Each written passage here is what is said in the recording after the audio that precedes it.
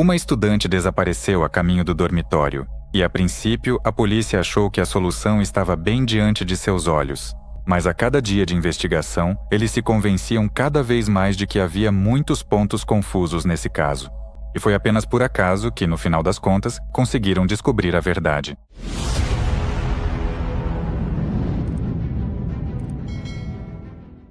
Amy Blunt nasceu em 1º de outubro de 1969 na cidade de Homestead, Flórida. Ela cresceu em uma família amorosa e tinha muitos amigos. Muito disso se devia ao seu caráter alegre e bondoso. Quando a menina tinha 14 anos, seu pai faleceu. Apesar dessa perda dolorosa, Amy encontrou forças para manter uma visão positiva da vida. Após a escola, ela ingressou no Flagler College, que ficava na cidade de St. Augustine, perto de Jacksonville. Apesar de ter apenas 13 mil habitantes, era a cidade mais antiga dos Estados Unidos. Ele foi fundado por navegadores espanhóis, por isso, muitos elementos da arquitetura ainda hoje são marcadamente diferentes do que os americanos estão acostumados. Amy gostava muito de estudar na faculdade. Em 3 anos, ela fez muitos amigos lá. Naquela altura, ela tinha 21 anos e faltava muito pouco para se formar. No dia 6 de novembro de 1990, a amiga dela, Kim, chegou a St. Augustine, e elas decidiram ir a um bar local que era popular entre os estudantes. A colega de dormitório e melhor amiga de Amy, chamada Kelly, também foi com elas. As garotas estavam se divertindo muito, felizes por finalmente se reencontrarem. Em determinado momento, um amigo em comum deles, Sean Nolan, juntou-se ao grupo. Ele e Amy sentiam uma atração mútua, mas não estavam em um relacionamento. À noite, Kelly disse que não estava se sentindo bem e voltou para o dormitório. Pouco depois, Kim também foi embora, deixando Sean e Amy sozinhos. Na manhã seguinte, as garotas deveriam ir para as aulas. No entanto, quando Kelly acordou, ela percebeu que a porta do quarto da Amy estava escancarada e que ela não estava lá. Isso pareceu estranho para a amiga, mas ela decidiu que veria Amy nas aulas. No entanto, a garota não apareceu por lá. Kelly e Kim ficaram preocupadas com o desaparecimento dela e decidiram conversar com Sean, que tinha ficado com ela no bar na noite anterior.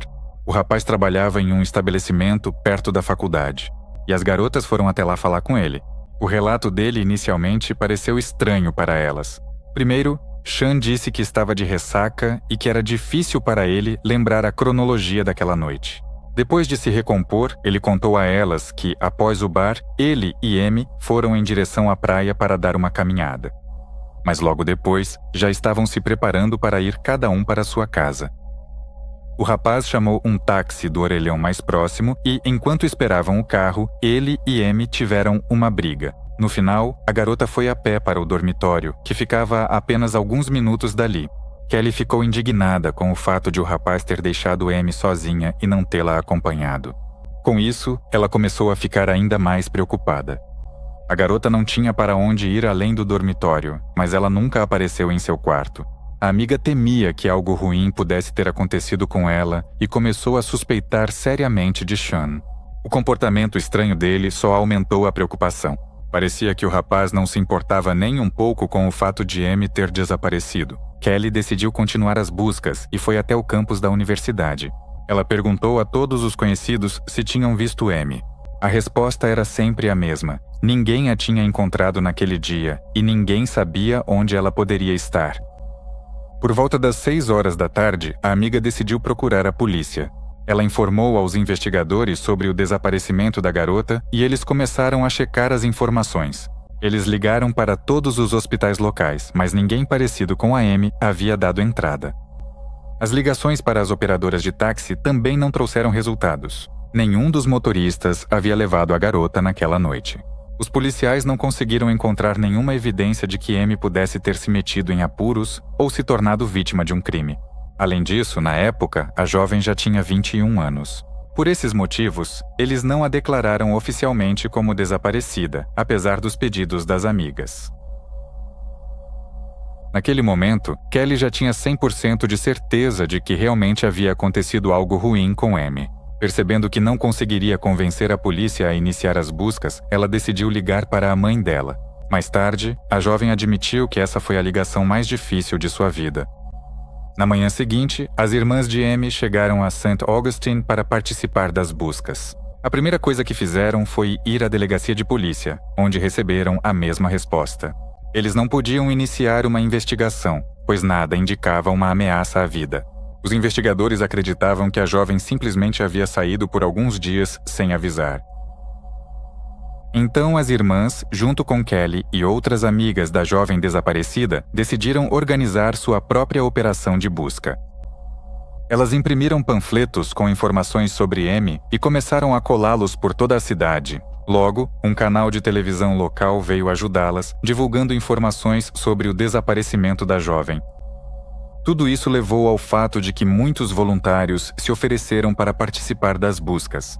Eles se dividiram em grupos e começaram a vasculhar tanto a cidade quanto as áreas ao redor. Os voluntários inspecionaram florestas, praias, casas abandonadas, mas não conseguiram encontrar absolutamente nenhuma pista.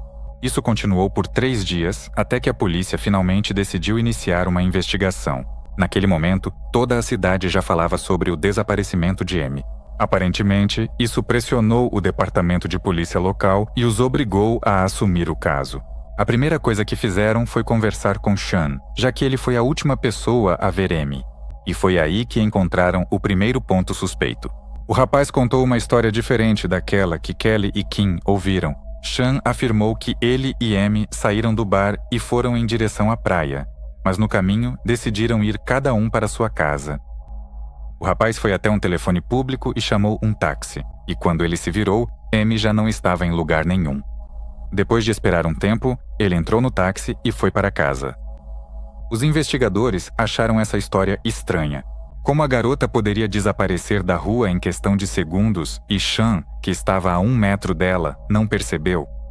Além disso, por que ele contou uma versão diferente dos acontecimentos para as amigas? Tudo isso foi suficiente para que começassem a considerar Sean como suspeito. Os detetives decidiram verificar o relato dele e encontrar o taxista que deveria tê-lo levado para casa naquela noite. E logo eles realmente conseguiram isso. Só que a história do taxista também era diferente das 2 versões contadas por Sean. O motorista afirmou que realmente pegou o jovem perto da cabine telefônica. Mas quando chegou ao local, Sean estava dormindo em um banco e o taxista teve que acordá-lo. Não havia nenhuma garota por perto naquele momento. Por um lado, isso dava ao rapaz um certo álibi. Por outro, por algum motivo, ele distorcia todas as suas versões do ocorrido, o que só deixava os detetives ainda mais desconfiados. Apesar disso, não havia nenhuma prova contra ele, então a polícia continuou procurando novas pistas. Já haviam se passado 10 dias desde o desaparecimento de Amy. Durante todo esse tempo, não houve nenhuma atividade em suas contas bancárias, o que só confirmava que a garota claramente não havia ido embora por vontade própria. Naquela altura, os moradores de St. Augustine e a polícia começaram a suspeitar que o desaparecimento de Amy poderia estar relacionado a outra série de crimes horrendos, sobre a qual temos um vídeo separado. Em agosto do mesmo ano, na cidade de Gainesville, que ficava a 120 quilômetros de distância, um maníaco desconhecido matou 5 estudantes. As pessoas começaram a temer que esse criminoso tivesse se mudado para a cidade deles e que agora todos estivessem em perigo mortal. Os investigadores entraram em contato com os colegas de Gainesville e começaram a comparar esses casos. Mas logo eles perceberam que havia muitas inconsistências diante deles. O maníaco de Gainesville atacava estudantes em suas casas e deixava os corpos lá mesmo. No caso de Amy, os policiais nem sabiam se a garota ainda estava viva e o que realmente havia acontecido com ela. Além disso, no momento do desaparecimento dela, a polícia já havia prendido uma pessoa que, com grande probabilidade, era o próprio assassino. Havia várias evidências sérias apontando para ele. Por isso, em pouco tempo, os detetives pararam de buscar uma ligação entre aquela série de crimes e o desaparecimento de Amy. Se você tem interesse em conhecer a história dos assassinatos em Gainesville e como ela está relacionada ao icônico filme de terror Pânico, assista ao nosso vídeo detalhado. O link para ele estará na descrição. Enquanto isso, o departamento de polícia ofereceu uma recompensa de $1.000 por qualquer informação que ajudasse a encontrar Amy. Eles imediatamente começaram a receber centenas de relatos, mas a maioria deles não levava a lugar nenhum. Isso acontece em qualquer caso em que as autoridades oferecem dinheiro por informações. As pessoas inventam várias histórias na esperança de conseguir um dinheiro fácil. Havia também cerca de 6 pistas potencialmente importantes. Testemunhas relataram tê-la visto em diferentes áreas da cidade. Muitos deles acrescentaram que ela entrou em alguns carros. De todas essas informações, uma ligação se mostrou muito mais interessante. Um homem afirmou ter visto Amy no centro da cidade na noite do desaparecimento. Um carro bastante antigo, parecido com um Chevrolet Camaro, se aproximou dela, com 2 homens dentro. Após uma breve conversa com eles, Amy sentou-se no banco do passageiro e eles foram embora. Naquele momento, essa era a pista mais detalhada que os detetives tinham em mãos. No entanto, algo no comportamento da própria testemunha deixou-os desconfiados. Após a ligação, ele concordou em ir até a delegacia, respondeu a todas as perguntas e tentou ajudar. Mas por algum motivo, os investigadores o trataram com desconfiança. Os detetives chamaram isso de intuição policial e não conseguiam explicar suas dúvidas. Eles sugeriram que ele fizesse um interrogatório com o uso do polígrafo para verificar seu depoimento e o homem concordou. Fizeram-lhe apenas 2 perguntas: se ele tinha alguma relação com o desaparecimento de Amy e se poderia levar os detetives até ela. A testemunha respondeu negativamente e o operador do polígrafo não detectou nenhum sinal de mentira. Assim, os investigadores entenderam que finalmente tinham um depoimento honesto que poderia ajudar a encontrar Amy. Os policiais começaram a procurar todos os carros que correspondiam à descrição da testemunha. Eles identificavam os motoristas e verificavam seus álibis na noite do desaparecimento da jovem. Tudo isso continuou por várias semanas, mas os detetives não conseguiram encontrar nenhum suspeito em potencial. Desde então, não surgiram novas pistas nesse caso. Mas no dia 1º de janeiro, 2 meses após o desaparecimento de Amy, a polícia recebeu uma ligação alarmante. Um homem estava passeando com seu cachorro nos arredores de St. Augustine. Em determinado momento, seu cão percebeu uma pilha de toras com tijolos e começou a se comportar de maneira estranha. Ele latia e puxava a coleira tentando correr até lá. O dono decidiu ver o que havia deixado seu cachorro tão agitado e quase ficou sem palavras com o que viu. Debaixo da pilha, saía uma mão esquelética. Ele imediatamente chamou a polícia e os investigadores começaram a retirar o corpo. Devido ao avançado estado de decomposição, eles não conseguiram identificar rapidamente a pessoa. Mas um detalhe imediatamente chamou a atenção deles. O corpo vestia uma camisa verde, igual a que Amy Blunt usava na noite do desaparecimento. O corpo também estava enrolado em um lençol. Por motivos óbvios, não podemos mostrar as fotos policiais com o corpo no YouTube, por isso as publicaremos no nosso Telegram. O link você encontrará na descrição do vídeo. Os peritos médicos realizaram uma análise mais detalhada e concluíram que a vítima era uma mulher. Ela recebeu 5 golpes com um objeto cortante, como indicavam os cortes em sua camisa. Além disso, foram encontradas 2 escoriações graves no corpo. Os investigadores suspeitavam que a vítima era Amy, por isso, imediatamente entregaram a ficha odontológica dela aos peritos, e logo os peritos confirmaram que era realmente ela. Os amigos e familiares da jovem ficaram arrasados com a notícia. Eles até o último momento esperavam que Amy voltasse para eles sã e salva. Mas agora cabia à polícia investigar o assassinato dela. Junto com a descoberta do corpo, eles obtiveram a primeira pista. Amy estava parcialmente enterrada e coberta com troncos na periferia de uma grande propriedade privada. Ao descobrir o nome do proprietário desse terreno, eles o chamaram para depor. Por motivos óbvios, o homem imediatamente se tornou suspeito. No entanto, após conversarem com ele, os investigadores começaram a duvidar de seu envolvimento. Em primeiro lugar, era um território enorme, sem cerca, e qualquer pessoa podia entrar ali.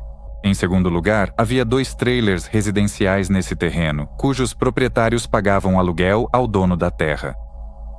Ele acrescentou que sempre tinha problemas com um dos inquilinos. Ao ouvirem o nome dele, os policiais ficaram chocados. Tratava-se da mesma testemunha que havia sido interrogada no detector de mentiras. Esse homem era Timothy Gatchell, de 22 anos. Os policiais imediatamente pediram ao dono do trailer para deixá-los entrar e revistar a residência, enquanto o homem não estava em casa. E ele concordou. A primeira coisa que os policiais viram foi um lençol muito parecido com aquele em que o corpo havia sido enrolado. Durante uma busca mais detalhada, eles encontraram um longo fio de cabelo feminino preso no mecanismo de um aparelho de ginástica. Era da mesma cor do cabelo de Amy. Além disso, os peritos criminais, usando produtos químicos especiais, encontraram vestígios de sangue na sala de estar. Na casa também foi encontrado um papel com o nome Toby e um número de telefone. O proprietário do terreno disse que um rapaz com esse nome realmente costumava visitar Timothy com frequência. Os policiais consideraram que essa pessoa também poderia ter alguma relação com o assassinato e entraram em contato com ele. Toby concordou em se encontrar com os detetives e contou a eles sua história. Segundo ele, na noite do desaparecimento de Amy, ele e Timothy estavam dirigindo pela cidade, parando em vários bares. Em determinado momento, eles viram Amy, que caminhava sozinha pela rua. Então Timothy pediu para parar o carro, saiu e foi em direção à garota. Ele a chamou para ir com eles e Amy entrou no carro. Juntos, eles foram até o trailer de Timothy, onde fizeram uma festa. No entanto, a história de Toby começou a parecer estranha para os detetives. Primeiro, ele afirmou que apenas deixou Amy e Timothy perto do trailer e foi embora imediatamente. Depois, ele mudou sua versão e afirmou que entrou com eles, tomou uma cerveja e depois foi ao banheiro. Depois disso, supostamente saiu imediatamente e entrou no carro, sem passar pela sala de estar. Os investigadores duvidavam que ele estivesse sendo 100% honesto com eles. Eles não acreditavam que Amy pudesse ir para a periferia da cidade à noite com 2 homens desconhecidos. De manhã, ela precisava ir para as aulas e planejava ir para o dormitório logo após o bar. Tudo parecia como se Toby tivesse construído sua história de forma que não pudesse ser considerado cúmplice. Os detetives não descartavam que ele e Timothy pudessem realmente ter sequestrado a garota em uma rua deserta à noite, mas ainda não podiam provar isso. Além disso, Toby contou mais uma coisa. Segundo ele, na primeira semana da investigação, viu panfletos sobre o desaparecimento de Amy e a reconheceu. Então, o homem perguntou a Timothy o que havia acontecido naquela noite. Ele afirmou que levou a garota ao centro da cidade e a deixou lá.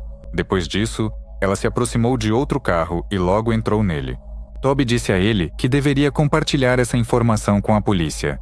Apesar de seu relato levantar sérias dúvidas, a polícia tinha provas suficientes para prender Timothy.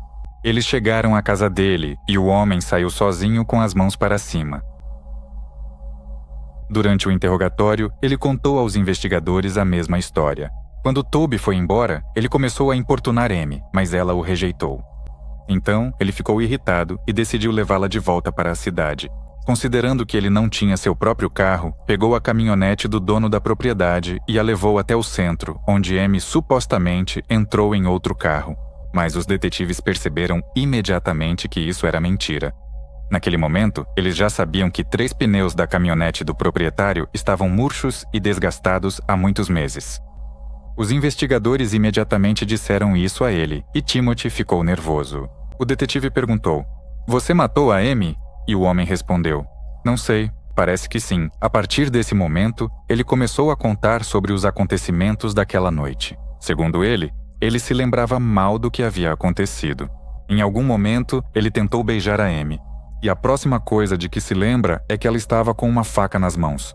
Ele supostamente ficou com medo de que a garota pudesse atacá-lo, então tentou tirar a arma dela. Depois disso, Timothy não se lembrava de mais nada, como se tivesse perdido a consciência. Segundo ele, isso já havia acontecido com ele antes. Ele tinha algumas lembranças completamente ausentes. Ao recobrar a consciência, ele percebeu que agora estava com a faca na mão e Amy estava deitada no chão, sem dar sinais de vida. Assustado, ele decidiu se livrar do corpo. Timothy foi até o galpão buscar uma pá e começou a cavar um buraco. Depois, ele enrolou Amy em um lençol e a enterrou ali, cobrindo a cova com troncos e tijolos. Depois disso, ele rezou para Deus e foi limpar o sangue no quarto. Com a confissão em mãos, Timothy foi acusado de assassinato. Não conseguiram encontrar nenhuma prova contra Toby, por isso ele foi usado apenas como testemunha. No dia 15 de julho de 1991, ocorreu o julgamento, no qual o homem planejava se defender e receber uma punição menos severa. Ele queria apresentar tudo como legítima defesa e também usar a história da perda de memória. No entanto, tudo mudou quando o promotor se dirigiu ao juiz e pediu a pena de morte. Quase imediatamente depois disso, Timothy se levantou e disse que estava pronto para confessar o assassinato em primeiro grau, se a promotoria desistisse da pena de morte em favor da prisão perpétua. Após uma breve deliberação, o tribunal concordou com essas condições e Timothy recebeu a sentença de prisão perpétua. Os parentes e amigos de Amy apoiaram essa decisão. Todos eles sentiam ódio pelo homem que atirou deles e queriam que ele passasse o resto da vida em uma cela de prisão. Quanto a Toby, nenhuma acusação foi apresentada contra ele. Apesar disso, seu relato ainda parece duvidoso, e eu não descartaria a possibilidade de que ele estivesse diretamente envolvido no assassinato. Timothy continua atrás das grades até hoje. Atualmente, ele tem 53 anos. Compartilhe sua opinião sobre essa história nos comentários e não se esqueça de deixar um like se você gostou do vídeo. Também recomendo que você se inscreva no nosso canal do Telegram, onde publicamos regularmente notícias criminais atualizadas. O link está na descrição. Obrigado por assistir